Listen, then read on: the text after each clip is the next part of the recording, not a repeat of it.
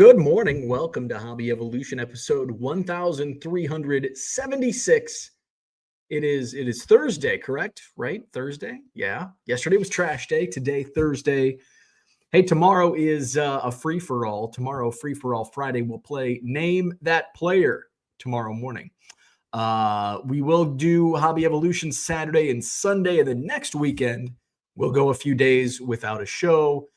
Due to Cubs convention. So let's see, we'll do a little Cubs convention preview on Thursday morning, and then no Hobby Evolution next Friday, next Saturday, or next Sunday. So little programming note there. Had another successful night in auctions last night over at 99centcards.com. Check out the latest auctions.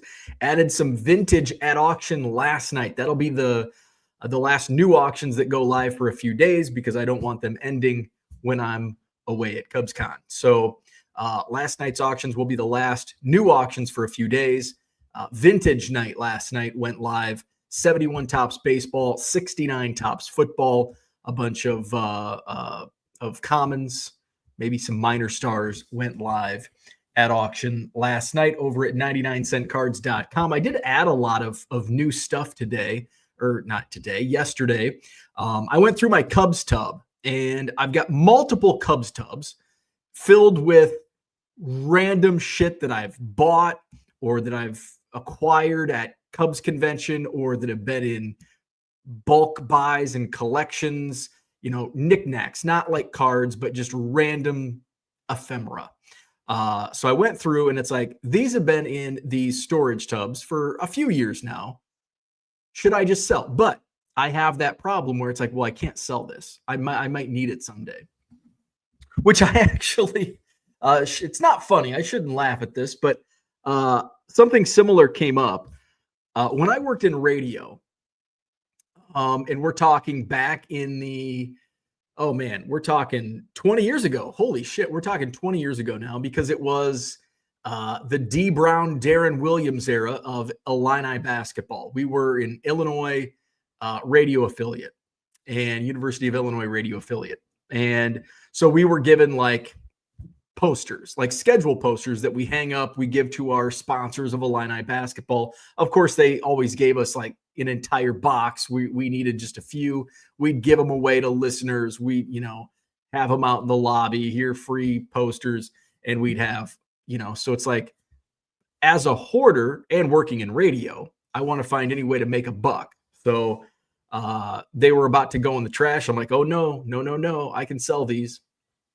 I didn't. I might have sold a few. And they've made like all of the moves with me, these Illini basketball posters from 2005. For the last maybe 5 years or more, they have been in my eBay store for $17.50 per poster. And I've sold like 2 in the last 5 years, and I had about 20 of them still. Forgot that I had them in my eBay store. When I was cleaning my shipping room, they were in, and I like every time I had to move stuff around, these damn Illini basketball posters are in the way. It's like, nobody's buying these. I'm throwing them away. Threw them away. I mean, we're talking 2 weeks ago, and they've been in my eBay store for 5 years. I probably haven't sold one in 2 or 3 years. I've sold 2. I had sold 2. In the last couple of days. And so I'm like, I think I threw those away. So I gave it a couple of days as I looked around, could not find them. So I had to issue refunds. And I'm sorry, I didn't tell them I threw them away. But yeah. So yeah, I had to $35 in sales are in the landfill somewhere. I had to refund that money. So there you go. So that's the type of shit that I have that's the type of stuff that I have just in storage tubs. So I went through a Cubs tub yesterday and I had some, and I think I bought these at auction a few years ago. They are like Chicago Tribune, like basically window posters where you put them in the window and it's, first night game at Wrigley Field, or just Go Cubs Go, or Rick Sutcliffe, or Ryan Sandberg. So I went through, and it's like, of course, I see them. I want to keep them, but I did have a couple duplicates. So I had a Sandberg duplicate and I think a Go Cubs Go, and maybe, and I had a duplicate of the first night game. So I'm like, these are good. So I put those up. I had an extra Sammy Sosa bobblehead, put that up. Just some random, a couple Beckett's. I've been putting a few old Beckett magazines that I have multiples of in my eBay store. Zach says that 88 Donruss booklet. I have like 5 of those. So I don't think this is the one you gave me, but I have like 5 more. And I have a Boston Red Sox, and I think I have a New York Mets. So no, we'll just say no. That's not the booklet you gave me. So that was, I have multiples of that. What else was in there? Just a bunch of random shit. So put that in. More wrestling magazines. Those have actually been moving. I'll sell a Pro Wrestling Illustrated magazine every once in a while. What else? What else did I put? Did I do any lot? I think I did a couple player lots, but not much. So there you go. So today's topic, how I really feel about quitting my job to sell baseball cards. So this was this topic. It's come up. It comes up quite frequently. But there was a tweet yesterday. That came up, and I was reading through the replies, and it really hit home because the comment that the tweeter made was something to the effect of, "Been thinking of ways to turn this hobby into a full-time gig." And so obviously that's something I did over 4 years ago. And so I have an interest in, because I was in that position at one point. And so I like to kind of get their thoughts and what's going through their head, and maybe try to talk them out of it. But how do I really feel about quitting my job to sell baseball cards? And I want to tell you, and I'll share that with you this morning, how I really feel. And would I have done anything differently? And would I do it today? All things being equal, would I quit my job today to sell baseball cards full time? So we'll talk about that. Sales were good. Auctions went great last night. In my eBay store, 99centcards.com. I've got more ending tonight. I think tonight's auctions are we've got some good stuff. I think there's a Bo Jackson shoulder pads card that ends tonight. Zach's Carlton Fisk card is ending tonight. What else? I think is there a Don Mattingly rookie card ending tonight? I've got a couple Don Mattingly rookies at auction right now, a Fleer and a Topps. The Fleer just went live on Tuesday, but I think there might be a Topps Mattingly. I think there's a Bo Jackson rated rookie might be ending tonight. I can't remember, but there's a bunch of good stuff at auction ending tonight, 99centcards.com. And of course, there's some good stuff that I added. Buy it now. For the buy it now, in the buy it now, the 25% off 7 or more, that also includes posters, Donruss books, magazines, lots. All of that is in that sale. As long as it's buy it now and regular price, and you buy 7 or more, you'll get 25% off at checkout. So go to 99centcards.com. Let's go to the chat and say hello to Michael Renicky. What's going on? Good morning. Todd Richardson's in the house. Good morning. Philly Joe is here. Good morning. We've got David in the house. Happy Thursday, David. Orlando is here. Good morning. Peter's in the house. What's happening? Kyle is here. Good morning. Good morning, Tracy. Mr. Archer is here. Good morning. John says you worked at a radio station big enough to have a lobby ? Yeah. In fact, let's see. I worked at multiple radio stations, but like my home base, we had ownership in other stations that I technically worked for, but like my office was in fact, I had my own office in multiple, like my own office with a door. Now the second I did my very first radio gig, I was like 18 or 19, and I had my own office. Initially, I had a shared office, and that radio station was not big enough. The first radio station I worked at was not big enough to have like a lobby. It looked like a giant, like those aluminum sheds in backyards. The radio station was basically an aluminum shed, but just like a big one, not just like something you could put your lawnmower in. And I had a shared office in that building. But then when I was promoted as like a 19-year-old news and sports director, just because there was nobody else that could take the job, I had my own office. And then my first real, that was like a practice job. I would call that a practice job, even though I had a good position. When I took a first real radio job, that was a big station. As far as studios, we had 4 studios. We had 4 studios plus the newsroom. I had my own office, like up front with a door. We had a big lot, like decent sized lot. Mark Twitchell, I don't know if he's in the chat, but Mark Twitchell worked there with me. Let's see. And then when the company sold that radio station, then I took a job within my company, and Monmouth did we have a lobby? They changed, but I think by the time I worked there, we had kind of a lobby. We had like a reception area. But they had rebuilt that, I think, before we all transitioned up to that studio, that station. And we had multiple studios there. Did we have a downstairs? We didn't have a downstairs studio. That was like downstairs was reception, offices, and sales. And then upstairs were the studios. We had 4 studios upstairs. And then a boardroom. And my office there was in the boardroom. So I did have a share. So I had one in all my years, I had one office and then shared offices. Tiger 727. Good morning.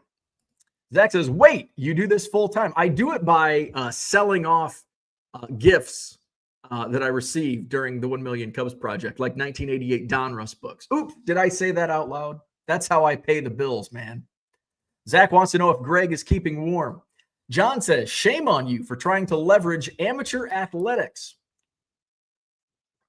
Yeah. This isn't a joke, but that 1988 Donruss booklet better not be the one we gave you. Tom Coleman's in the house. He says, good morning. We are always looking for help at FedEx. There you go. Zach says, those are remarkably rare. There is no way you have 5 of those. Believe it. Believe it. Zach suddenly thinking he's Bo's mom. John, please refrain from putting a specific gender on me. Josh Galt's in the house. Good morning. A business owner is wealthy twice: the day they start the business and the day they sell it. I will tell you, selling baseball cards full time is not going to get you rich, monetarily speaking, but I feel rich. I feel a lot richer than I did when I worked for the man. So that's how I feel. Cooter's in the house. Good morning. Mark is here. Good morning. Zach says, I should have traded you that Donruss booklet for the Fisk. Now I'm getting screwed twice. Oh, well, at least some ass is overpaying for a Fisk card they don't even want. Zach says they gave you an office in lieu of paying you above the poverty line. There's a lot of truth to that. Like, we're paying him 7 cents an hour. Let's give him an office and he'll work here longer. And it worked. Naivete. John says, I just picture small town radio being broadcast from she sheds. Jesus, I was right. The very first station was basically a she shed. It was basically an aluminum. I don't think I have any pictures, but there was I wonder if there's we had a Facebook group. It was coming up on, what is this? Oh, shit, that's not it. Hawk 102.5 Galva. In remembrance. Nobody's posted since 2020. All right. Nothing good in here. All right. See if there's any photos. No. Bummer. Let's see. Odd merchants. The building's probably still there. Let's do Google Earth. I wonder, because I bet that the building is still there. All right. So we're gonna Google. I want a Google map. There we go. All right. We're on the, what was it, east edge of town? Oh, I think there it is. Can we get a street view? Oh, fuck yeah. All right. So here was the first radio station I ever worked for. So that is it right there. And now it's a slot machine bar. Play slots. So it was basically just a giant storage shed. Looks like they got like a smoking section in back now, which was also the smoking section when it was a radio station. So we had the studios were over. So that was the front door, obviously. No windows. We had I think one window. I don't think that window there. I don't think that was there when I worked there. We had a window over. Oh wait, no, these were windows where it says sevens. That was a big window. That was a big window. I don't think that was a window though. And then we had a window over on the other side where the studio was that looked out to this beautiful rental unit. Looks like our old antenna is still there. We had like a dish, one of those big dishes, and I think that's that whoever lives there, I think he was driving a semi. He was driving truck when we were there. So here's the back. Galva, Illinois.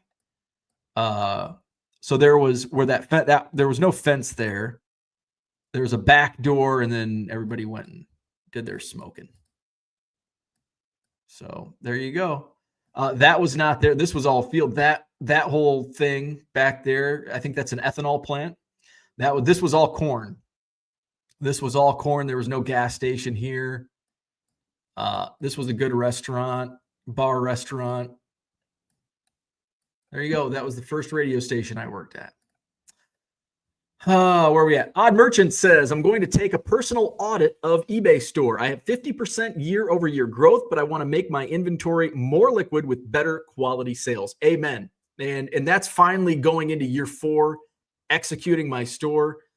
I've scaled up to, I think I actually have over 60,000 active listings, and I'll be coming up on that threshold this month, but switching stuff over to auctions will reduce that down. So, but that's something that I'm looking to do more so is, okay, I've got a lot of stale inventory. Let's get rid of it. Aristides Aquino, you're out the door. 83 Fleer or 83 Tops Commons, tab 4L, which we deleted a couple of weeks ago. You're done. Cooter says, what the fuck, Keating? You pick up hard to find regional sets last night for me on one coast, carry them on a red eye overnight to another coast to closed post offices. So why haven't my cards shipped yet? Where's my cards? I got a message this morning on eBay. God, every time a message comes in, it's like, oh, here we go again. I feel like when I get an eBay message, when I see that notification that I get an eBay message, I get the Robert Downey Jr. That's the look I get every fucking time. Like, the post office is closed. Will my item ship tomorrow? Like, Jesus Christ. L1C, did you have a super cool radio handle? DJ Jazzy Bo Big Time, Bo in the Know. I did not know, but I did use a radio name.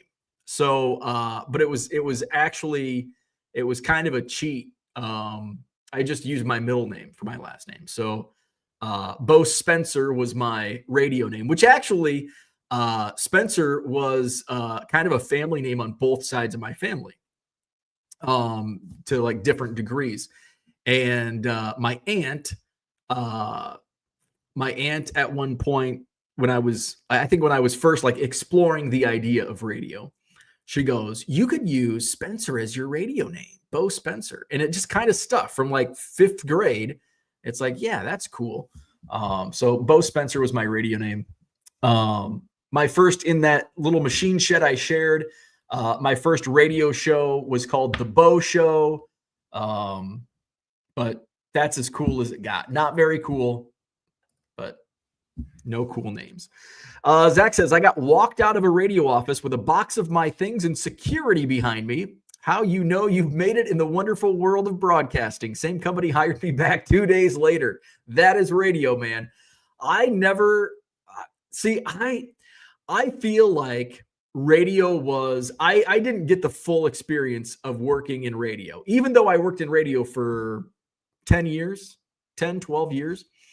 I didn't get like the real experience because I was never fired. I didn't work in 7 different states. Like that's like, you're just a nomad. If you work in radio, you're a nomad. You've got stops in Kansas, Idaho, California, Illinois, Wisconsin, and Kentucky. But for me, it was just Illinois. I got sent to the general manager's office many times about bitching about Comcast, and they're a sponsor. You can't talk bad about Comcast. They're a sponsor. Well, their service sucks. I'm not going to go on and tell you how great they are when I couldn't watch the goddamn NCAA tournament this weekend. Fucking Comcast. I think that was the most I ever. Oh, man, my boss like fucking screamed at me for talking shit about Comcast on the morning show. Like, well, I couldn't watch the fucking games yesterday. What do you expect me to do? I'm pissed. Odd Merchant says, I have a feeling an eBay standard envelope will be over $1 in less than 2 years. I do agree with that. Also, USPS may be refunded. Low-end cards will be buy in bulk or nothing. That's what I talked about. Where was I? Was it I'm sure it was on Twitter. I think it was in a group chat that I'm in. And we're just talking about, it was basically like talking about tops and business and all that. And it wasn't specifically to do with, it wasn't specifically about selling low-end cards on eBay, but similar thought process. It's a threat. And like when you start a business, you go through your SWOT analysis, your strengths, your weaknesses, your opportunities, and your threats. And you've always got to be aware of what your threats are. And you can't control. You can't control the USPS. You can't control when you're selling on a platform, any platform. You are not in control. They can suspend you, kick you off the platform. You know, there was a reseller just fairly recently that was kicked off eBay for selling something odd, but they deemed it like against rules and kicked him off. And it was like, shit. So there's always outside threats, and that's from day one. An outside threat is I'm not only relying on eBay as a platform, but I'm also relying on mail. And, at that time I was doing, early on, I was doing stamped envelopes, and I was having, I didn't get refunded. There was no insurance on stamps. Like there was no proof of tracking, but that was another thing. Well, if I can no longer just send my cards via stamp, like if eBay says, oh, you've got to have X% of tracking on your items or 100% tracking on your items. Well, fuck, I've got to do something different, and I've got to pay 20 cents more per stamped envelope, which is what I ended up doing because my stamp guy ran out of stamps. So, but with ESE, buyer claims they didn't get it. You just submit the claim, you get your money back. But I do predict, and I don't know if it's going to be within 2 years, but I think at some point in the future, yes, we will see whether it's stamps or eBay standard envelope, we will see it hit $1 or more. And that's going to be a critical point for many of us in how we run our business. especially, if our main business is selling low end cards. That's always a threat. That's something we've got to be aware of. And when the time comes, we've got to be prepared to pivot, adapt or die. Because if you just say, oh, it's not going to happen to me, eBay's been eBay for all this time in the post office, oh, la, la, la, la, la. Well, don't be stupid, because shit happens. Orlando says, Zach has to buy that booklet back. Andy Max in the house, good morning. Johnny M, good morning. Started a buy 10, get 50% off sale at 5:30 yesterday afternoon. So far, had 15 orders for 204 cards. Very nice. Don't know how you guys do this every day. I'll be shipping all day. Yeah, it's 204 cards. If you're organized, that should go fairly quick. 15 orders, 204 cards. You can hammer that out pretty quick if you're organized. That's the key. If you're not organized, you might be doing that all day. Tiger727, he says, hey, Zach, doing our best up here to stay warm. T206 kid in the house, good morning. My college had a radio station in New Jersey, had my own sports talk show. Good times. Absolutely. Odd Merchant says, I wish eBay allowed sellers to have a minimum purchase control. I wish I could add a $3 minimum, then I could really give good bulk deals. And that's always the problem with us in low-end volume sellers is we are an outlier. Zach, outlier. We are an outlier. We are a blip on eBay's radar. Baseball cards are a big blip. Like baseball cards, sports cards are a big part of eBay's business. Not number one, but I would say the trading card category is probably top 3 to top 5 in categories that sell on eBay. But eBay wasn't built on volume. And when I bring up, when I've talked to people, when I was able to fucking escalate my transaction fee drama, they're like, they're looking at me like the transactions that I do, they're like, holy, like this is not the norm. And so eBay can't just cater to us or cater to any specific, like it's broad strokes. And so we've got to understand that minimums, bulk deals, like that's not where their money comes from. And stuff like that, probably not going to happen. And I don't think eBay wants it to happen. They don't want 99-cent cards on eBay. They don't want stale inventory. They don't want us to list 500,000 cards that sit and don't sell. They want liquid inventory, and the more money, the better, because the more money, the more they make. You could say, well, the more volume, the more they make. But at the same point, if it's going to sit, do they want it on their platform? No. Red light's a little late, but he made it. Welcome. Good morning. Tracy says to Johnny, remind me of your eBay store. Brian says, good morning. I'm a guest on Sports Card Nonsense podcast today. Awesome. Going to talk a little bit about nonsense and starting a card show. Should be fun. And I want to talk about that as well. We're going to talk about how I really feel about quitting my job to sell baseball cards. And along with that, starting a card show. And part of what I want to share is, would I do it today? Both card show and quitting my job to sell cards.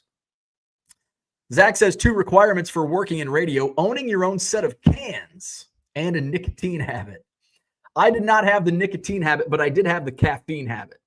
A long-time grizzled radio vet says, if you don't smoke or you don't drink coffee, if you don't smoke and you don't drink coffee, you can't be trusted in radio. Something like that.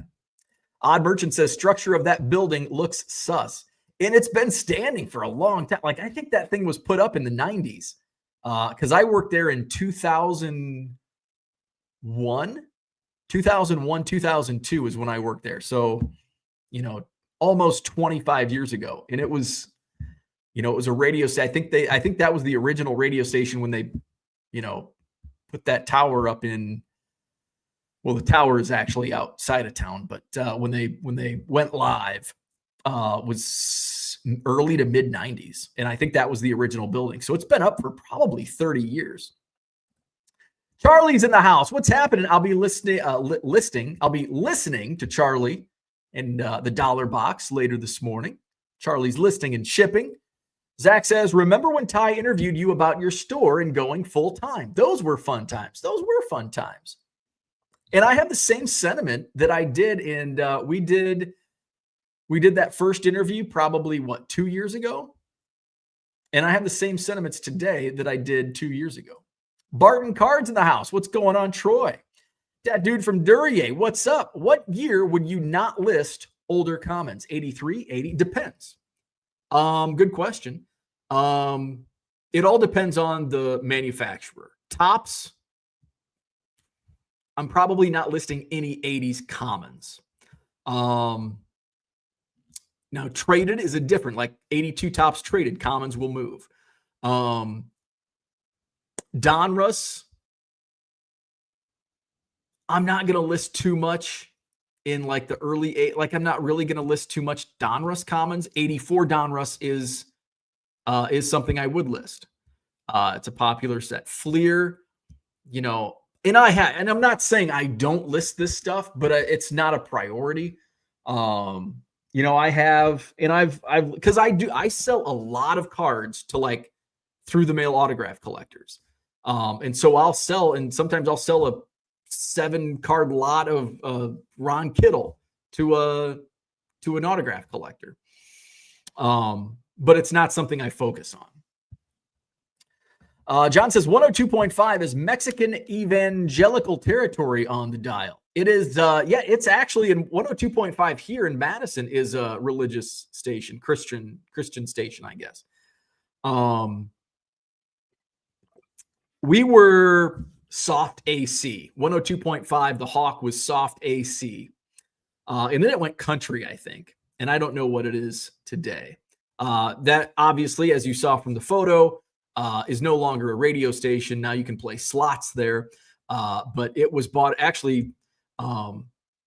We were kind of walked out the door. So that radio station that the Machine Shed in Galva, I was getting ready to, like, I'd already put in my notice, and the owner of the station had helped me get the job in Macomb. So I was already my start date in Macomb was like May 1st. And March 31st of 2002 or 2003, we had a meeting at the end of the day. Those aren't good. If you have a 4:00 meeting at the end of the day with the owner, not good. And so he's like, we sold. And I think we knew the station was being sold, but it was basically like, I need your keys. You can reapply with the new ownership group. Don't come to work tomorrow. Oh, shit. So I called my upcoming employer and I said, hey, I think I just got fired. They sold the radio station. So they're like, oh, great. Can you start Monday? I'm like, sure. So started a month early. We got an F-bomb Thursday. John says Comcast are assholes. Yeah, they are. Odd Merchant says Bo lost his gig to Joy Taylor, but rumor has it she also is the workplace vacuum. Brian says if you don't like Comcast, wait until you hear about Xfinity. Hard to compete with that. Evolve. There you go. It's all about evolution. Sugar Shane's in the house. What's up? Sorting orders by custom SKU and bulk shipping. 200 cards shipped quickly. Yeah. If you're using SKUs and you're organized, you'll have that done in no time at all. That's what's good about Buy Sports Cards. They have the $3 minimum per order. Brian's here. Hey. Low Roller in the house. I quit my job to go full time to look for free bonuses on skill games. How's that working out? Tiger 727 talking about postage. USPS lost $6+ billion with a B in 2023. That is crazy. L1C says, I think you should play the Price is Right loser horn every time you say the word organized. Womp womp. We know the losing battle. Yeah, organization. Oof, the bane of my existence. Johnny M says, we all better hope eBay doesn't decide to do away with the extra free listings. And again, that's a threat for us volume sellers.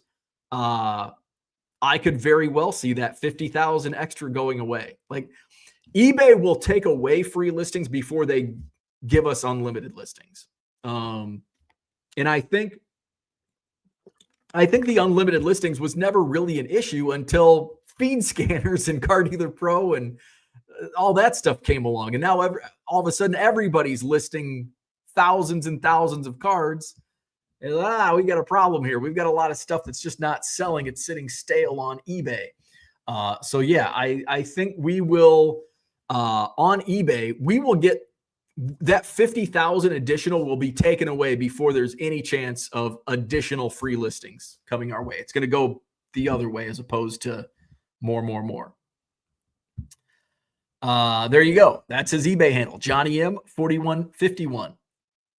Brian says, finally cleaning out cards from the 90s. What would y'all sell 5-row of late 80s, 90s for at a card show? If it's all commons, I'd try to give them away. And you'll be lucky to give them away. If there are stars, like if there's Bo Jackson and Ken Griffey Jr., I'd start at $20. And by the end of the show, I just take whatever you're offered. I've tried to move stuff like that with, and not just junk wax era, but like a mix of, half junk wax era and half 2000s, hoping a set builder would come along and be like, oh yeah. And very rarely am I successful at moving bulk like that at a card show. I had like 5 rows at $20 a pop, and there was stars in there. I had a guy, I think I did not sell the first time I took him to a show. I didn't sell any, or maybe I did have somebody buy the first time, but either way, the first or second time, nobody even looked at him. But one time somebody looked at him and it was like the end of the show. And he's like, I had 5 of them, $20 each. And he goes, would you do $50 for all of these? And I'm like, you bet. Absolutely. Let me give you some help with those. L1C says, general rule of thumb when debating if you should list commons, if they made a factory set hard pass. That's good. I like that. Guten Morgen. Leo Chang's here. What's happening? Brian says, wasn't USPS set up as a service, not for profit? So it's not a loss. John says, Department of Defense loses $6 billion in a weekend. There, yeah. You want to, yeah, $6 billion's nothing compared to some other things. Brian says, I disagree. I think they will increase free listings. Oh, really? Hosting costs are not going up exponentially. They can scale much cheaper now. So why not increase market reach? Because they've already decreased market reach. They've already taken back unlimited free listings. Up until 2023, I think, or 2022, you could, if you had an anchor store, you have your own agent. I don't know if I've heard a lot of things where your anchor store privileges aren't as good as they once were, but you had a rep that you could talk to, like your own personal rep. And you could say, hey, I want to do, and I'm sure there were formulas involved. If you're doing X amount of sales, they'll like, yeah, we'll give you, that's why Burbank has 3-4 million. I think they're down to 2.4 million listings now, and that's going to decrease. But that's why a lot of these grandfathered in, they were able to get unlimited listings, working out deals with eBay. You can work out cheaper fees, final value fees, as long as you're doing enough business where it's like, hey, you're doing X amount of business. Yeah, we'll reduce your fees to 8%, 6%. I know some are down to 4 and 5% final value fees on eBay. As long as you're doing the business, they'll work with you. But they are not going, they're going backward. They're going the other way. They're decreasing those listings. So, up until a few years ago, you want unlimited free listings. And sometimes even if you had like the basic store or a premium store, like, hey, I'm looking to grow my business. They're like, oh, sure, we'll give you X amount of listings, free listings. And then they took that away a few years ago. Where we at? Odd Merchant says, Brian Wolf, if someone offers $5, take it. I agree with Brian. USPS is a service. It's supposed to operate with a deficit. Brian Wolf, unless it's basketball. John says, please stop taking junk wax era commons to sell at card shows. Andy Mack says, I'm not sure eBay dislikes trading card volume as much as you think. Lots of collectors buy both cheap and expensive cards. I think eBay wants to be a one-stop shop for collectors. I don't think so.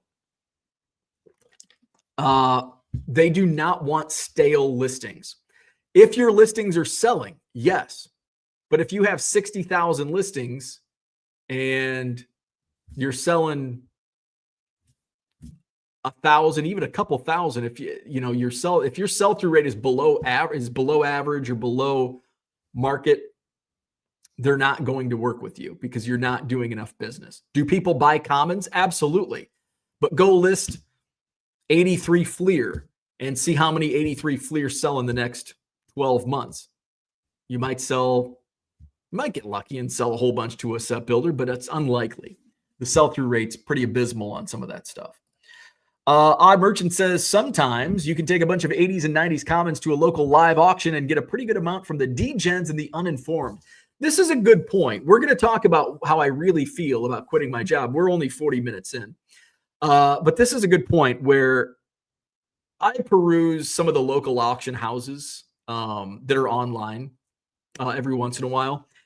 And it's shocking to me what some of this stuff sells for. Like a market for a 90 tops wax box is around 40 to 50 bucks on eBay. And sometimes they're going for like 60 and 70 on these auction houses. And like Michael Jordan cards. So it's like, I think, instead of selling my Michael Jordan cards on eBay, I'm just going to take them to an auction house that's on like high bid or something. And like a card that you'll get $1.50 for on eBay sells for like 5, 6, 10 bucks on these. Like, is there shill bidding? Like, what the hell's going on? I just don't understand. I was bidding on some stuff in an auction that I found, like really good stuff. And it ends next week sometime. And, I kind of like Zach, I put my best number forward, and like I was outbid like immediately on some of this stuff. Like I was the high bidder for about a day, and it's like, fuck. So I'm going to go reassess. Now, some of this stuff I knew would go for higher, but it's like, do I, where's my breaking point? So as we get closer to the end of that auction, I'm going to go back and look, because there are some, at the prices they're at now, higher than what I was hoping for, but still a really good deal. So I'm going to monitor it, see how it ends. But yeah, some of these auctions, like, what's going on? George is here. What's happening? Good morning. Odd Merchant says, just like Goodwill auctions. Yeah. And then somebody says they found a Mike Trout autograph in a Goodwill pallet, and all of a sudden these Goodwill auctions skyrocket. Asshole. Brian says they make money off of transaction fees. So yes, they want liquid transactions. That makes sense. Yeah. They want, they only make money when you sell an item. So they want liquidity. Johnny M says, just sold a vintage cigarette lighter for $45. That's been in my store for 18 months. You never know. That's true. And the funny thing is, recently I've sold, like we started, like my Illini posters. eBay doesn't want that crap on their platform. 5 years, and I had 20 of them, and I sold 1 or 2 in 5 years. And then all of a sudden I sold 2 of them this week and had to refund them because I threw them away a few weeks ago. Had them for 5 years, and I finally decided to throw them away. But I've had an uptick in sales of like stale inventory, and I don't know why. Cooter says, can we get back to discussing cost of goods, LIFO, FIFO, EBITDA, and tax treatment of card sales? Absolutely. You guide it. Brian says, so should I sell 5-row boxes? Comes with free cards. Pretty much. I mean, somebody should give you $5 just for the box alone. I mean, you can't buy as long as it's not looking like box 13 next door. 5-row boxes are like, what, $10 now? 8 to $10. Cooter, it's EBITDA. eBay is a tech company. They make money off things that sell. Pretty bare bones business. Obviously, they want things to sell. Amen. Those online auctions are shilled to no end. That's what I think. That dude from Duryea says a lot of time-saving information can be found in this show. Just have to know what to look for, just like a bargain box. Amen. Amen. You just have to pick through. You have to put up with an hour and 20 minutes of nonsense before we get to something good. Let's see. Low Roller says you heard eBay partner with Facebook. That's it. Yeah. Low Roller Scratcher brings a good comment to the table. Your eBay listings will be on Facebook Marketplace. It is breaking news. I saw that yesterday. Let's see. I want to bring up a different. Already got this one up. So let's go to Twitter. I actually retweeted this yesterday. By the way, and I've talked about this website a few times on the show. Really good source for news. eBay news is Liz Morton on Twitter, Value Added RS. So she tweets yesterday, eBay announces Meta partnership enabling select listings to appear on Facebook Marketplace in the United States, Germany, and France. So basically, right now, if you are promoting off-site, your items have a chance to appear on Facebook Marketplace. You can't choose at this point in time. You can't choose to advertise on eBay. If you don't promote off-site, your listings are likely not going to find themselves on Facebook Marketplace. So it's for off-site ads, and it's all going to be kind of dependent on, again, like what we've been saying, eBay wants liquid inventory. They're not going to show your 1983 Topps Commons on Facebook Marketplace. But if you have a good priced autographed Victor Wembanyama, it might show up on Facebook. They're going to look at the analytics. Okay, Victor Wembanyama, he sells at this price. Your listing, boom, boom, it's going to be there. So I think that's great. More exposure, potential exposure for your items. Let's see, where are we at? Odd Merchant says, I have an actual live auction house about a mile away. I'm going to bring 15,000 cards and see what happens. If I make $10, great. That's a good, I've thought about doing that. And I have a friend of the chat, who worked little like moonlighting with an auction, with a local auction place. And he was kind of their baseball card guy. So if they get boxes and boxes of baseball cards, they call Dave, and Dave goes in and he's like, well, this is junk. Put it at $1. And if it sells, great. I don't know if that's what he said, but okay, Babe Ruth, you got to send that into grading, Mickey Mantle, that stuff. So he was kind of their baseball card guy. And I thought, and I've seen some auctions. It's like, how is this selling? How is a 1990 Fleer set selling for $20? Like I'm going to take all my junk to an auction place. Max says they don't want it. However, they don't do anything to stop you from listing it. Absolutely. More financial talk would be fun. I know a couple of people in the state that run them, and they might be the scummiest people I've seen within the hobby here. Local auction places. Tobacciana is a very liquid category. I used to sell vintage AMD Artisan Briars. I don't know what that is. I quit smoking, so out of morals, I quit selling them. Interesting. Well, good for you for quitting smoking. Let's see. Max says, odd, do you invest in those companies anymore either? Kind of hard not to. Some of the best dividends out there. That dude from Duryea says, I've been uneasy about the off-site promotions. Anyone have any results? So yes, I have been doing off-site promotions. They give you usually like 20% back, depending on, each person is different. I had a 75% off offer that I should have taken. I think I'm on the 20% offer right now. Let's see. It looks like, is it not? Oh, maybe it's not active anymore. Huh. All right. So my performance advertising dashboard, I think I'm still spending more in ad spend than what I've made on those ads, but it's still in its infancy of my campaign. It's been about 2 weeks, maybe 3 weeks now with this offsite campaign. I've done $113, $114 in sales, $130 in ad fees. However, 20%, what's 20% of 130? I get 20% of that back. So 20% of 130 is 26. So basically, I'm up like $4. But, and of course, on those sales, there's still some other fees that come out. So I'm still in the red, but it gives more exposure. And the whole thing about advertising is you hope it drives results, and you can't just do it for a week and be like, oh, I didn't make enough money. Usually it takes some time for these to grow organically. I would start small, do $5 a day and just see how it works. Give it a month, do a month trial at $5 a day.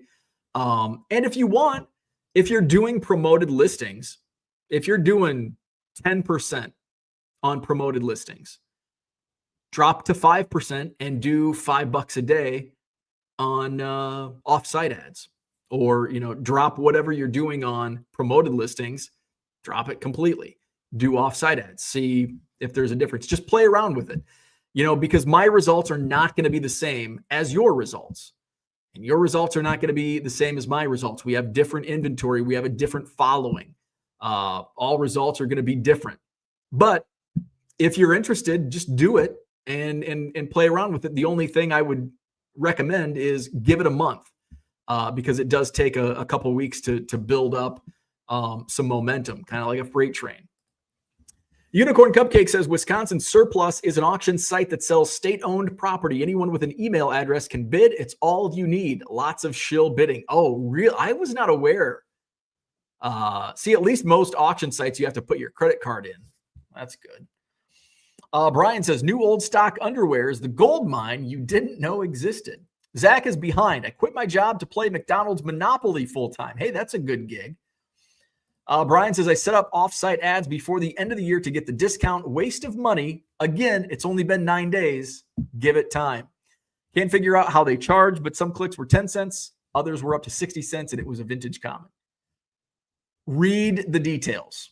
I would also suggest understanding what you're buying into, how the pay-per-clicks work, how it all works. So do a little research on it if you're concerned, and also give it a month. Giving it a week is not enough. AA Cards, how do I know I get the ad fees back if I am doing it? There should be, you just got to monitor your fees. Go into your, let's see. I'm usually on the app. Let me get the app out. There should be a breakdown of, I wonder if there's a breakdown on, there should be a dashboard breakdown.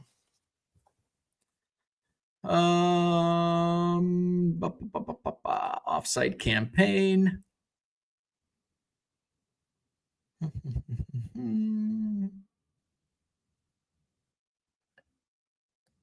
I don't know where that breakdown is. Unless it's on ad fee. And so I'm doing $20 a day, but I'm not paying $20 a day on, like on yesterday, I only paid $2.71. But the day before I paid $7.07, $4.28. So that's, I don't know. Ask eBay. And good morning. Brian says, paid like $25 for a box of cards that would have sold without ads. Ad fee on that item. I feel like it's better for people who are selling multiples of the same item or very high-end cards. Or if you want to sell, you got to pay to play. If you're just in going back to this, if you're just doing this on the side and you don't really care about your sales, don't do it.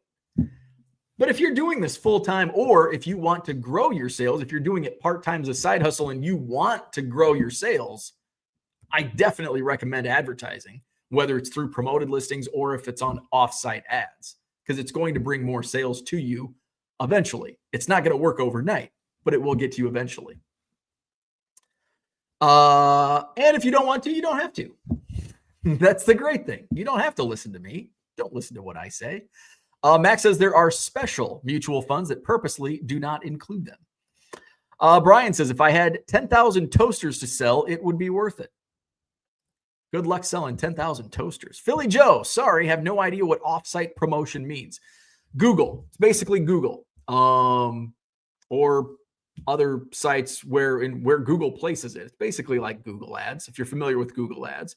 And now Facebook Marketplace will be another offsite portion of that. Odd Merchant says, I can still get bulk lots of pipes from the #1 eBay seller in the country if I decide to enter the market again. I just think that market is going to be aged out and regulations will be onerous. That dude from Duryea says, not understanding is a lot of what goes on with eBay and fees. That's a lot of truth to that. A lot of truth. And it is like, you don't know.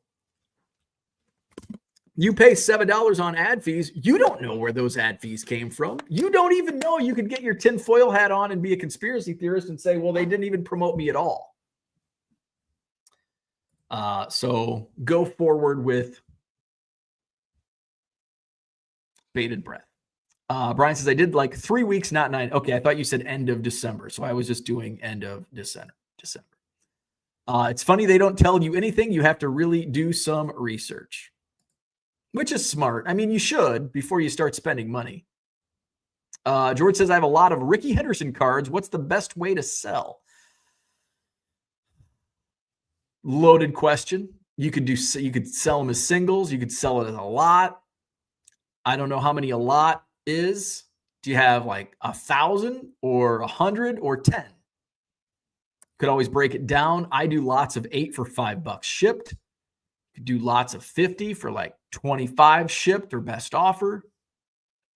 You could just list them as singles. It just kind of depends on what you want to do. You always have to look 5 years ahead in any business. Absolutely. All right. How do I really feel about quitting my job to sell baseball cards? I fucking love it. Absolutely love it. In fact, before I share the tweet of what kind of how I discovered this topic to discuss, and I think I did share it in a reply. One of my concerns, I had multiple. I mean, if you quit your job and go into any business, I don't care if you're selling typewriters. Do they still sell typewriters? If you quit your job and start a business, there's a lot of concerns and there's a lot of hesitancy, and you should be hesitant because you want to go in fully committed, but also you need to understand what pitfalls you could encounter, what threats are out there, also what opportunities are out there. What are your strengths? What are your weaknesses? The old SWOT analysis. One of the things that I was concerned about was we were still pretty strong in COVID when I was, scaling up my side hustle, selling cards, and basically making the same amount of money part-time selling cards as I was making in my full-time job. COVID had a lot to do with that. I was having a lot of fun because it was a hobby, and I was making all this money selling cards, my hobby, and I was able to turn that money, and I had this fat bank account that I could go to the card show and just spend whatever I wanted on cards because I was making all this money on cards. It was great. So one of my concerns was, if I do this full time, I can't just take all the money I made on eBay and go buy stuff at the card show anymore. I can, but that wouldn't be smart business. That was a big concern I had. Another concern that I had was, this is my hobby. I love cards. If I do this full time, am I going to love cards? Because it's going to be a full-time job now. I am 4 years in. We're going into my fourth year. We're, going into my fourth year. I could honestly say I am enjoying baseball cards more today than I was 4 or 5 years ago. I'm having more fun in the hobby doing this as a full-time job than I did as a side hustle, making bank as a side hustle and buying whatever I wanted. I'm having more fun today. So that's how I really feel about quitting my job to sell baseball cards. Here's the tweet that got me started down this rabbit hole. Feeve Collects on Twitter says, I've been thinking about how I could make sports cards into a full-time job. I know it's not easy. I know it requires time. I also know I need to put my bias aside on players and teams and products if I want to succeed. I'm nowhere close to starting, but it's a goal of mine. There's something in there that makes me think he might not be a good candidate to go into cards full-time. It's that third paragraph. I also know I need to put my bias aside on players and teams and products if I want to succeed. That's one of the toughest things to do if you like cards and you want to sell cards full time, separating the hobby from the business. For me, it was easy. Anything I acquire Cubs, I keep it. It's in my collection. Now I'm starting to sell off some of that if I have duplicates. But that's difficult. But for me, it's easy. Like Walter Payton rookie that I get for $1 in an estate sale, I don't care. I don't collect the Bears. I don't collect Walter Payton. That's business. But if you really like cards, that's a tough move to do it full time, because all of a sudden you want to keep all of this. You want to smoke all your own stash. All of a sudden your stash is low and you got bills to pay. So, that's a big thing. Would I do this today? Now, I just told you how I really felt about quitting my job to sell baseball cards full time. I love cards more today than I did 5 years ago. However, all things being equal, if I didn't take that plunge in 2021 to sell cards full time, and I decided today I'm going to quit my job to sell cards full time, wouldn't do it. Timing is everything. I would not do it today. Same with the Madison Card Show. Timing was everything. Now, all things being equal, I think there's still, if the previous card show that was in our city was still going on, I think there would still be a need in Madison. If no other show came to town, there would have been a need for a card show. But I wouldn't start a card show today. There's in my area. Brian has the Gem City Card Show coming up in Quincy, Illinois. That market needs a card show. You don't need a card show, but I think that market's thirsty for a card show. The markets in my area are drowning in card shows. We have plenty. So at this point in time, I would not start a card show. There's just not a need. And that's what you get. Is there a market for what your business is? It's pretty easy now that we have online selling cards. It's not like I'm opening a brick and mortar shop. Is there a need for a card shop in your market? There's a need. People are buying cards. There's a market for cards on the internet every day. So you don't have to do a market analysis, but in a card show you do. Okay, well, there's a lot of card shows in my area. Do we need another one?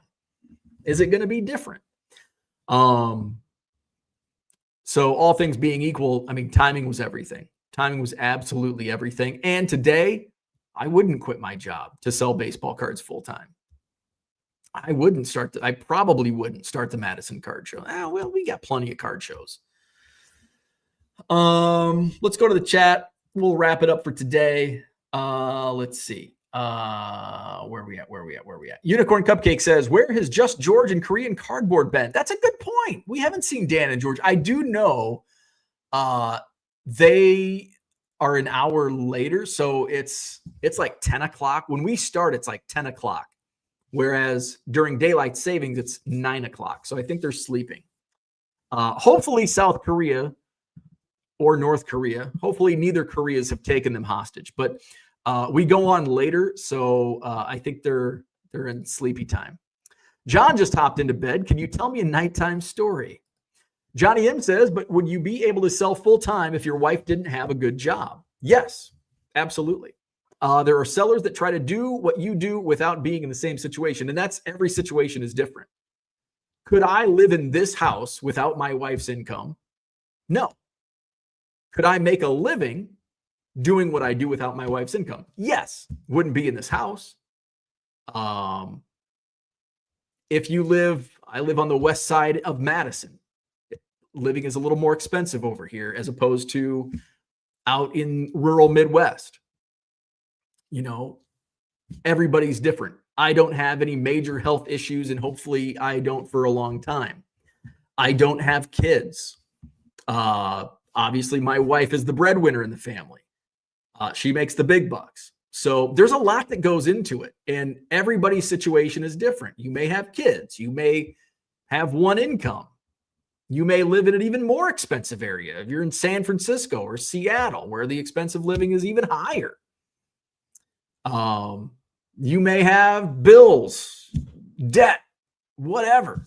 Like there's so many different things. You can't follow my lead. You can't follow Johnny's lead. You can't follow Odd Merchants, Unicorn Cupcake. I'm just reading off the chats. You can't compare yourself to anybody else's situation, and be smart if you are even thinking about starting your own business. And it doesn't even have to do with baseball cards. If you are thinking about starting your own business, you got to think of where you are at, what you need. And that's why budgets are so important, because it gives you right, boom, in front of your face. What am I spending on a monthly basis?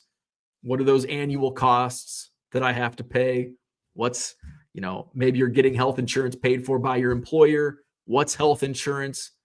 Get quotes. That was the biggest thing for me. I had a phenomenal benefits plan at my old job. And my wife is self-employed being a realtor. So she was on my plan. And so it's like, okay, we've now got to pay for health insurance. And it's certainly not as good as what my employer was. And my employer, and I don't know if all employers have to disclose this, but my employer disclosed it. Maybe it's legally. They're also corporate in California, so maybe it's by state. I don't know. But they had to disclose how much they paid for our health insurance. So on an individual basis, like, okay, if you had to pay out of pocket for your health insurance, we're paying your premiums and, this great insurance plan. This is how much you would have to pay for it out of pocket. And it was like spot on. I'm like, oh, they're just making numbers up. No, it was spot on. Like it was basically, yeah, wow, they were right. That's how much. So I'm glad I had that to compare. And I had that printout. And I had, and if you had people to lean on, like I had a family friend who built multi-million-dollar business, was able to help me kind of start with looking at these numbers like, okay. And I had that one sheet from my employer. Okay, this is, they match 401k match. All right, this is how much they match. So that's free money. Here's the insurance. You got to pay that out of pocket. Here's what you made.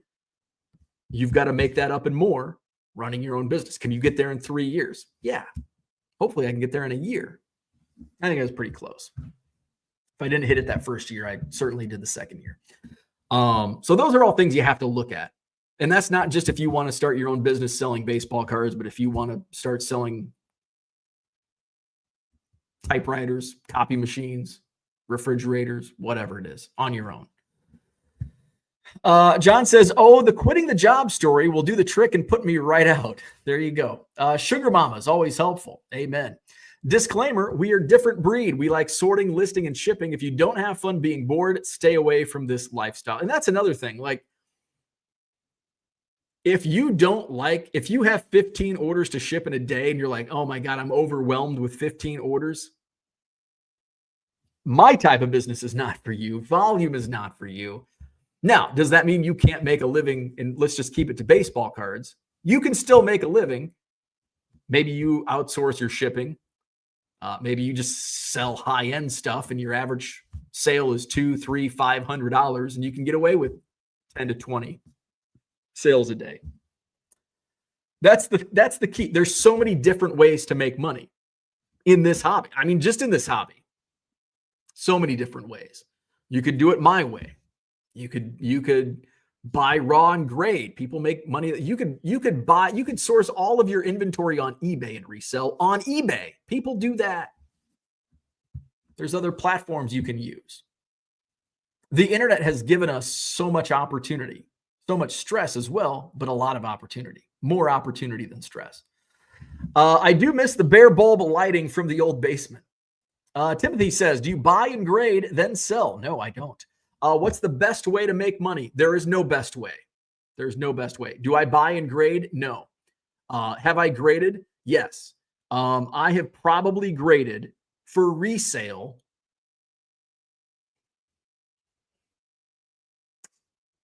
less than 10 cards. Trying to think how many, maybe right around 10. Dr. J rookie, Walter Payton rookie, the Verlander Chrome, Nolan Ryan 74, George Brett rookie, Jeter SP. Those have all sold. So that's 6. There might be a couple more. The Trout will eventually, I'll sell that eventually. I do volume sales, low end, high volume. Is that the best way? It is for me, but it might not be for you or anybody else. Odd Merchant says, John, and trying to sell what was behind him. John says, you should quit cards to teach. Seems like a great scheme. Head, not heart, is what you were saying.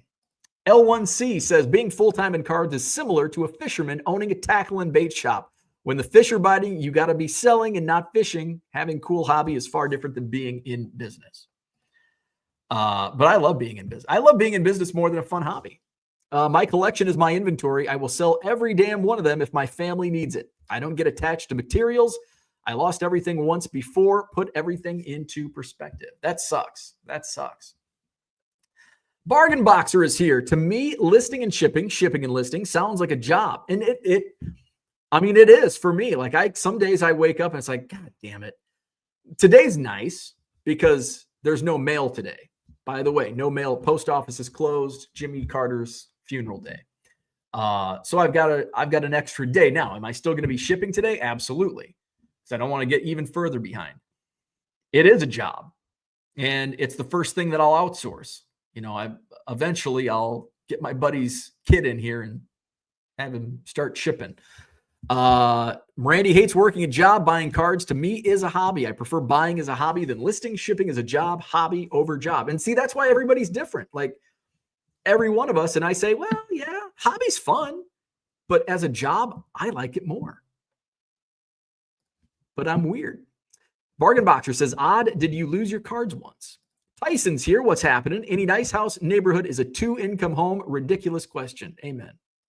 I agree. Unicorn Cupcake says, think of all the high-end sports cards and memorabilia getting burnt up in California. And we just got one of my wife's best friends lives in Pacific Palisades, and entire house burned to the ground. She sent a video last night of like her neighborhood. It looks unreal. They basically lost everything. Like they had to evacuate quickly and lost like personal items. Like, you know, a lot of stuff you can replace, but a lot of stuff you can't replace. So thoughts going out to everybody in Southern California with those wildfires. Let's see.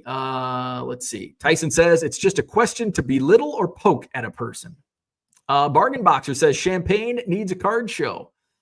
Yeah, see, Central Illinois seems to be lacking. Like Peoria, I don't know. Is there a monthly show in Peoria now? I know Bloomington has kind of a small show, but it doesn't seem like there's bigger shows in Peoria and Bloomington, which is very surprising to me.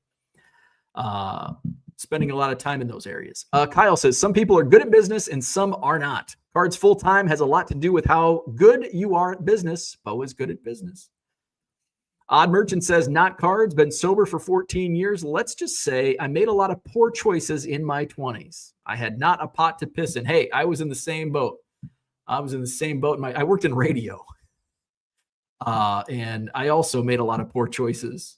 One of them was working in radio, but hey, no regrets. No regrets. Bargain Boxer says, I never made bad choices, but I never had a pot to piss in either. That dude says, I had that same thought about the cards being lost in fires. Sad, but a reality. Max says, the business versus collection thing is just a mindset. Amen. They will both suffer if there isn't some sort of clear line. Definitely. Could I make even more? I could make a lot more money if I sold my Cubs stuff, but it's my hobby. Like, it's completely separate, and it's a mindset. Like, those bobbleheads, like, that could be, if those were Milwaukee Brewers or St. Louis Cardinals, that's all inventory. Those are Cubs. I'm not selling that stuff. I'd make a lot more money if I sold my Cubs stuff, but I don't want to do that. I could rip and I could flip my Cubs stuff. I'm not going to do that. I love my Cubs. If you have never been in a sales profession at a mid-high level, stay away from trying to sell if you have never done it. And I see that mistake a lot, where you can tell pretty quickly, talking to somebody that wants to sell cards full-time, if they have the right mindset. Mindset's a good term. Use it from Max, the mindset. Mindset is you can tell pretty quickly right away when talking to somebody if they have the right mindset to start their own business or be a professional seller, whether it's on their own or for a company. And a lot of people, it's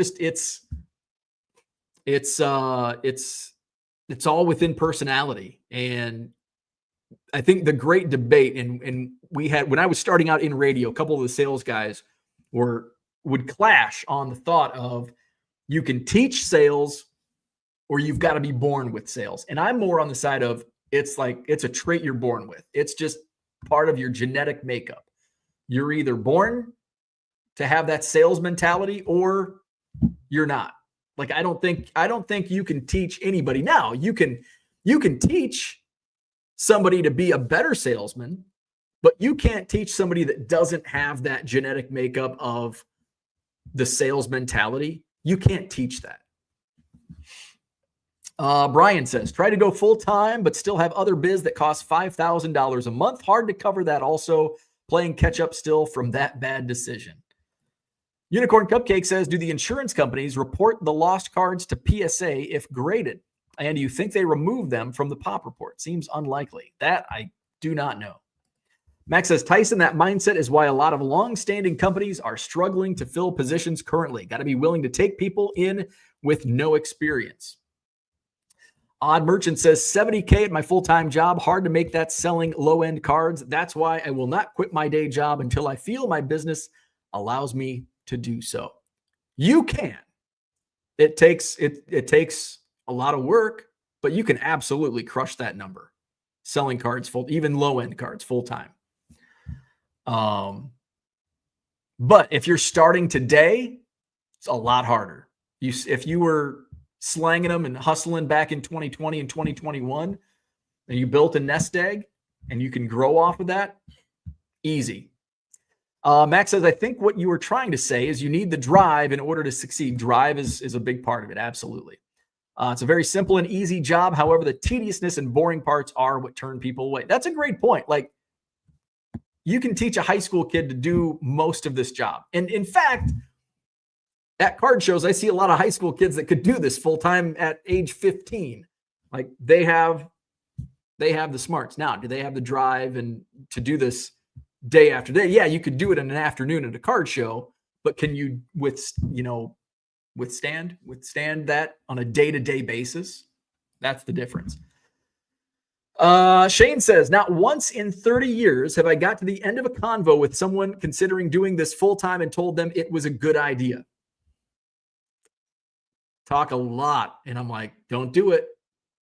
You should not do it. Even some people that probably do have the capability to do it, I still wouldn't recommend it. It's like, you probably shouldn't do it.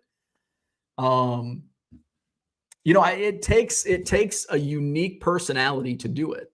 And it's a grind. It's like, well, I don't want to work weekends, and well, I've got family stuff every Wednesday, and I do this on Mondays. And it's like, I'm doing the math. I'm like, shit, If you want to work 40 to 50 hours a week, this ain't the thing for you. This ain't the thing. I take vacations all the time and not good. Bargain Boxer says, my advice, don't quit your full-time job. It's a trap. That would be my advice. Keep your full-time job.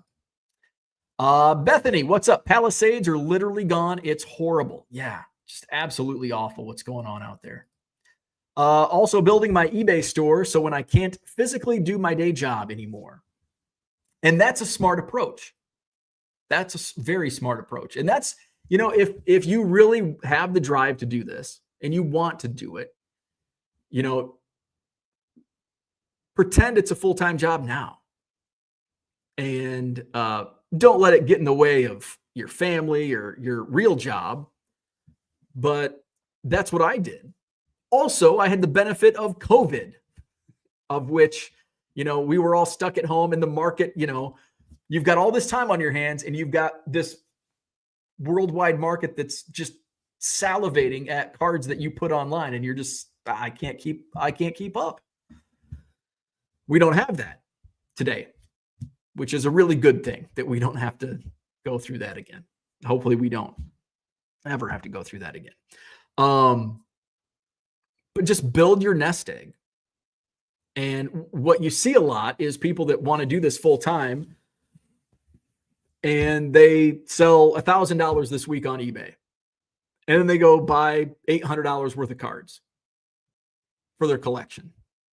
And that's where it's like, okay, you can't do that. Like, treat it as a full-time job, build that nest egg, have 1.5 to 2 years of your bills, make sure you know what you're paying on a monthly and annual basis, and have that set aside times 2 so you can get through those growing pains of building your own business. And you also have the skills required by doing it on the side. Like, okay, I know this is what I have to do and I have to hustle my ass. I'm looking at the numbers. Okay, I can't make this work. Or I can make this work. That dude from Duryea, and that's the stuff that people, I think a lot of people that just want to willy-nilly sell cards full-time, they just, it's my hobby. It would be great to do this full-time. And it is.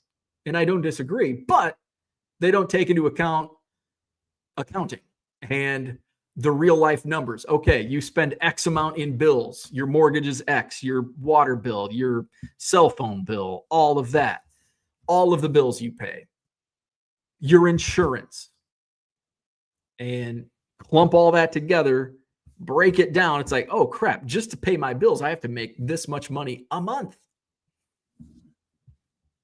And then you've got to do it, rinse and repeat over and over and over. That dude says, buy right and you will always make money. Key to sales of anything tangible. Johnny M says, my drug dealing days in the 70s has certainly helped me with my sports card dealing of the last 25 years. I'm sure there are a lot of parallels to drug dealing and card selling because a lot of card buyers are addicts themselves, just a different kind of addict. Brian says, Miami, Florida needs a card show, but I think it's just too expensive, the venues. And yeah, that's what I think keeps a lot of, in areas like that. Not the case for Peoria, Illinois. I'm sure venues are, fairly inexpensive. But Miami, I could understand. Max says, I worked in a professional high-level sales job for what amounted to 9 years in total. Almost nothing I learned from those jobs helped me today. My sales job in logistics helped me a lot in sales. It was also in the transportation industry, which kind of, it's kind of a rough industry. And, I think my negotiating, and I hate negotiating, but sometimes you have to. And what I learned fairly early on in my job in transportation was, I don't need this account, or I don't need this transaction. If my client was, trying to bully on rate, okay, this is 1,000, like I can do $1,000. Nope. Got to be at 800. And some people are desperate to get that business. Okay, I'll do 800 in hopes that they'll get the right price the next time. News alert. you're probably not going to get your price the next time either. So learn that early on. It's like, okay. And guess what? Half the time, by turning it down, you called their bluff. Okay, I'll do 1,000. And they try to use other companies. Well, C.H. Robinson says they can do it for $750. Well, give C.H. Robinson a call back and take that $750. Of course, that's also, you have to know your clientele. Some clients I couldn't say that. Some I could. I'd be like, dude, what are you doing on the phone with me still? Call CH back. Take their deal. Because you're not going to get a better deal than that. And then guess what? Okay, I'll give them a call back. And then guess what? 10 minutes later, I get a phone call. Yeah, they don't have that truck available. I'll do 1,000. See? So it even though I hated that job and did it for 8 years, I did learn a lot, and I gained a lot of skills doing what I did that helps me in business today. Remember, 70K, your job isn't 70K net either. That's a great point. However, making 70K in cards isn't net either. Like, you do have to remember that's not take home. 70K, your job isn't take home, but 70K, and it depends. Like, you have 70K in your bank, it's still not net because you got to pay those taxes because your employer takes that money out in each paycheck. Whereas you're working for yourself, you've got to report all that. Save that money aside. Where it is. Odd Merchant says it is when 10% of it goes into an IRA. Eventually it gets taxed. Got to max out that pre-tax contribution first. That dude says you have to control costs as well, storage units, etc. cost money, but you can write off part of your mortgage. You can write off a lot. I don't want to get into all of that. If you're in this, talk to and I would, if you're like doing business, I would highly recommend having somebody, a professional, not your neighbor that moonlights, but like a professional tax person, an accountant, because they keep up with all the regulations and the loopholes. I mean, and I know some people, I can do this myself. I'm not going to pay somebody to do it, but they go through these every year. There's different laws and regulations and different things that go in that can save you money that they are well aware of. So I highly recommend that. How long would you want for someone to ship a card off Facebook Marketplace before you file a goods and services claim through PayPal? I don't know. I am probably the last person to ask because I have a very long leash when I buy cards. Like a week, 2 weeks. I mean, if it was like over a week, I'd be a little concerned. I mean, at least it's goods and services. Don't ever pay friends and family. I'd follow up in like a week. I'd give it a week because Facebook Marketplace, it's probably somebody that just, they're probably not like going to the post office every day. I'd give it a week and then follow up with them and be like, hey, just want to know when you're shipping this out. Max says, has communication stopped? I'd give 3 days after communication stopped. Bargain Boxer says, I've been retired for 3.5 years and I still wouldn't sell cards full time. Johnny M says, I'm retired 2 years and love doing it part-time. Got way too much other stuff I like to be full-time. And that's I don't have any other hobbies. Like, I mean, in the summer, I like to garden, but that takes up sometimes no time in a day. I like spending time outside and stuff, but I don't golf. I don't play baseball. So yeah, I don't really have much outside interest of cards. It's cards. Max says, correct. That's my entire point. Taxes, fees, etc. all the same. Unicorn says, I'm going to retire as soon as I master skill games. Charlie says, transportation and logistics is great training for being a card seller. Yes, Charlie's in the field.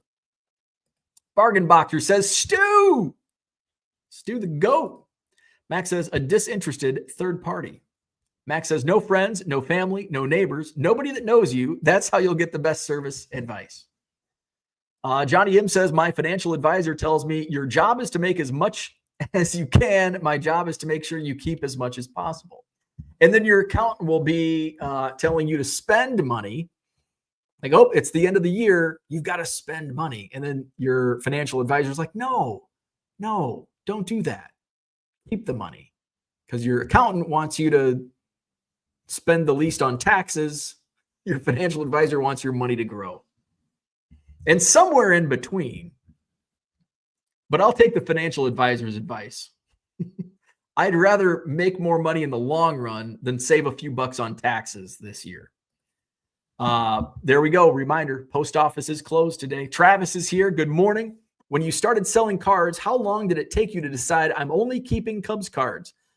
Because that's my problem. I want to keep all the good stuff. So I was already collecting Cubs as part of the 1 Million Cubs project. So when I decided to start selling cards full time, and even before I was full time, I was basically selling cards full time, but on a part-time basis for up to 2 years, 2020, early 2020. Basically when COVID started was when I kind of like really started scaling up my volume business. But I was already like hoarding Cubs, so I wasn't selling any Cubs stuff. So it was just easy. And now it's like, okay, well, I got to 1 million. I hit my goal. I don't need 700 Ryan Sandberg 87 Topps cards. I can sell some. I don't need 5 different 88 Donruss books. I can sell one. Cooter says, I am not paying anyone to do my taxes. Cooter's a different case. If you're some Joe Schmo like me, pay somebody to do your taxes. If you're Cooter, don't pay your own tax. Don't do your own tax or do your own taxes. Max says some accountants are like HR. They need to just justify certain things to justify their job. Keep as much as you can. Why spend it if you don't need it? Amen. Funny, a guy named Bogart wants to keep all the cards. Unicorn Cupcake does too. All right, we're 90 minutes in. I think we scratched the surface there. Hit the like button, subscribe to the channel. Help me pay my bills, 99centcards.com. Buy 7 or more items at regular price on Buy It Nows, and you'll save 25% off at checkout. That is anything store-wide, Buy It Now. Can be lots, can be sets, can be clothes. I don't have much clothes, but I have a couple Cubs shirts in my eBay store. Can be anything. 25% off at checkout at regular price on Buy It Now items, 99centcards.com. And I've got auctions. I've got, I think, 850 auctions currently live. Another batch of auctions ends tonight. So get those bids in now, 99centcards.com. Next Madison Card Show is Saturday, January 25th. Another sold-out show, 9 to 3, Saturday, January 25th at the Sheraton Hotel, John Nolan Drive, 140 dealer tables with free admission. Madison Card Show, January 25th. Max says, I don't pay anybody to do mine either. I did once, and that's all I needed. I went to H&R Block a couple times, and I'm like, why? Like, I mean, I wouldn't have been able to do it myself when I was in my 20s, but by the time I got to my 30s, I could have handled what they were doing. But now doing my business and all the ins and the outs, I'm not doing my own taxes. No way in hell am I doing my own taxes. All righty. Hit the like button, subscribe to the channel. Have a wonderful Thursday. We'll do this again tomorrow morning. It's Friday tomorrow already. This week kind of went fast, didn't it? So tomorrow morning, Free for All Friday, we'll play Name That Player. 7-ish, 7:15, 7:20, whenever we get out of bed. Julio from Denver checks in. Don't abuse the hobby. There's 1,000 more channels just like what you are about to do or doing. Not good. Shut up, Julio. Don't abuse the hobby. All right. Thanks, Julio. Hey, have a great day. Even Julio. Like, subscribe, 99centcards.com. We'll see you tomorrow.